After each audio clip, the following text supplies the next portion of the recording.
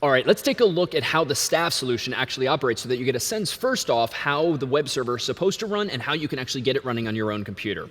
So pictured here, I've already installed in CS50 IDE pset6.zip per the specification. I've unzipped it, and I've CD'd into my pset6 directory. One of the first things you're going to want to do, especially if you've been using CS50 IDE to play along with recent lectures, wherein we've been using PHP in CS50 IDE, specifically using that web server called Apache, whereby you can start and stop it with that command, Apache 50.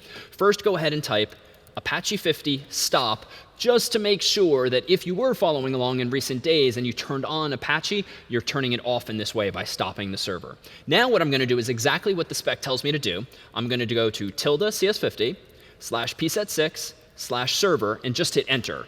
You'll notice that I'm yelled at with some usage information, whereby I should be running the program as server with an optional -p and then a port number, which you can actually leave blank because by default, per the spec, the web server is going to assume that you want port 8080. Meanwhile, you might recall that port 8080 is not really standard. Rather, port 80 is the number we've talked about being the default for HTTP. Well, it turns out that CS50 IDE is simply configured in a way such that when you, with the browser, try to visit port 80 from the outside world, it's going to sort of magically port forward or redirect itself to port 8080 inside of your server itself. So the last thing here is the command line argument, the path to root. And by that, I just mean, what folder do I want to tell the server to use to serve up files? In other words, if the user visits /, what should he or she see? Well, let's go ahead and run exactly that again, this time specifying that I want the root of my web server to be the public directory that comes with problem set 6 distribution code. When I hit enter, you'll see in yellow here a reminder as to what folder I'm actually using. In this case, it's a long string, home, Ubuntu, workspace, pset6, public, and that last word is what's key. And then lastly, apparently my server is now listening on port 8080.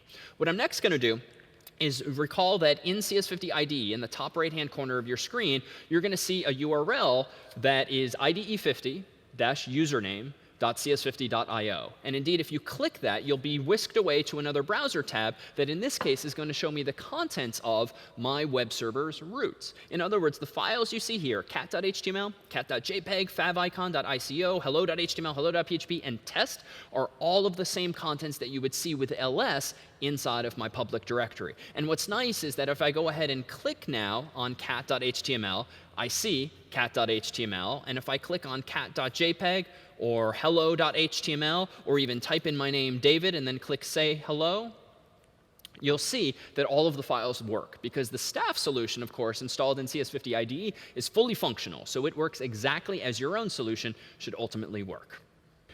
Meanwhile, if we go back to my terminal window where I ran the server command, notice what the console has been saying.